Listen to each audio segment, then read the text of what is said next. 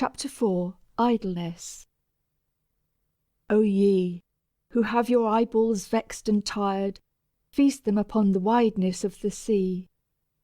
Keats.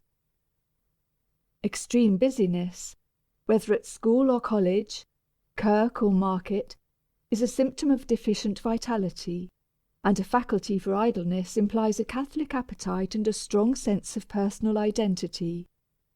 Stevenson.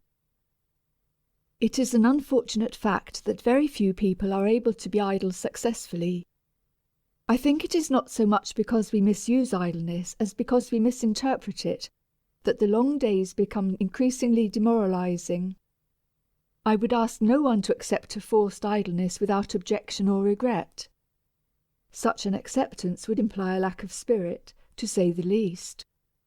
But idleness and rest are not incompatible. Neither are idleness and service, nor idleness and contentment.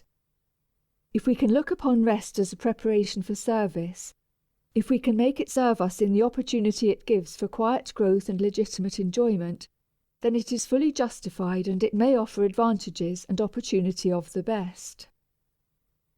The chief trouble with idleness is that it so often means introspection, worry, and impatience, especially to those conscientious souls who would fain be about their business. I have for a long time been accustomed to combat the worry and fret of necessary idleness, not by forbidding it, not by advising struggle and fight against it, but by insisting that the best way to get rid of it is to leave it alone, to accept it. When we do this, there may come a kind of fallow time in which the mind enriches and refreshes itself beyond our conception. I would rather my patient who must rest for a long time would give up all thought of method, would give up all idea of making his mind follow any particular line of thought or absence of thought. I know that the mind which has been under conscious control a good deal of the time is apt to rebel at this freedom and to indulge in all kinds of alarming extravagances.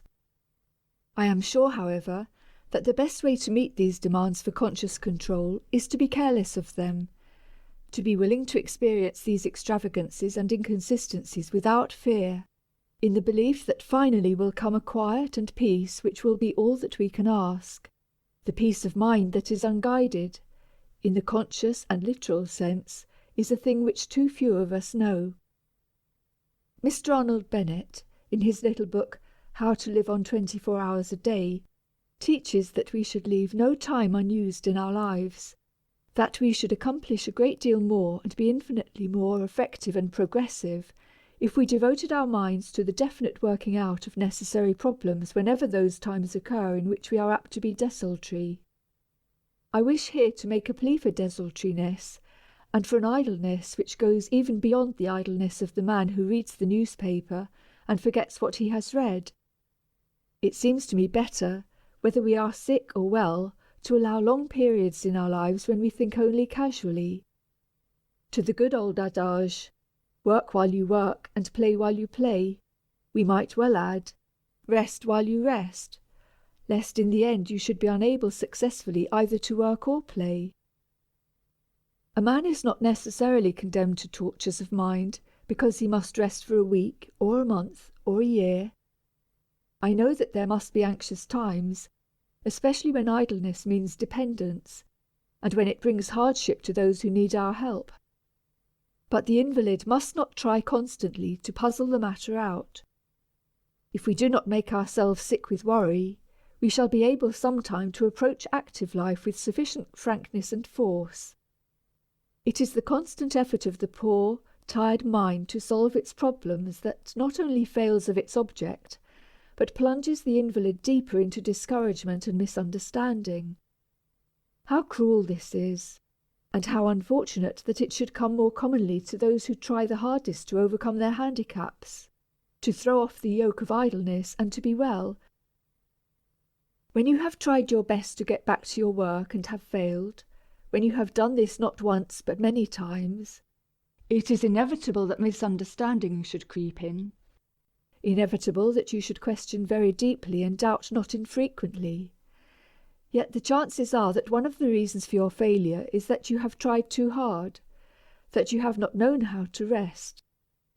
when you have learned how to rest, when you have learned to put off thinking and planning until the mind becomes fresh and clear, when you are in a fair way to know the joy of idleness and the peace of rest, you are a great deal more likely to get back to efficiency and to find your way along the great paths of activity into the world of life. It is not so much the idleness, then, as the attempt to overcome its irksomeness that makes this condition painful. The invalid in bed is in a trap, to be tormented by his thoughts unless he knows the meaning of successful idleness. This knowledge may come to him by such strategy as I have suggested, by giving up the struggle against worry and fret. But peace will come surely, steadily, with healing in its wings, when the mind is changed altogether, when life becomes free because of a growth and development that finds significance even in idleness, that sees the world with wise and patient eyes. In a way it does not matter, your physical condition or mine, if our eyes have seen the glory that deifies life and makes even waste places beautiful.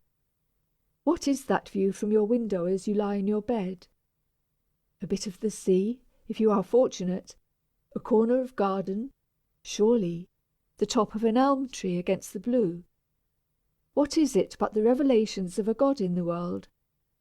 There is enough that is sad and unhappy, but over all are these simple, ineffable things. If the garden is an expression of God in the world, then the world and life are no longer meaningless. Even idleness becomes in some degree bearable because it is a part of a significant world. Unfortunately, the idleness of disability often means pain, the wear and tear of physical or nervous suffering. That is another matter. We cannot meet it fully with any philosophy.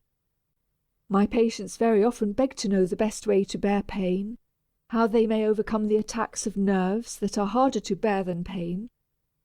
To such a question I can only say that the time to bear pain is before and after. Live in such a way in the times of comparative comfort that the attacks are less likely to appear and easier to bear when they do come. After the pain or the nervous attack is over, that is the time to prevent the worst features of another. Forget the distress. Live simply and happily in spite of the memory, and you will have done all that the patient himself can do to ward off or to make tolerable the next occasion of suffering. Pain itself, pure physical pain, is a matter for the physician's judgment.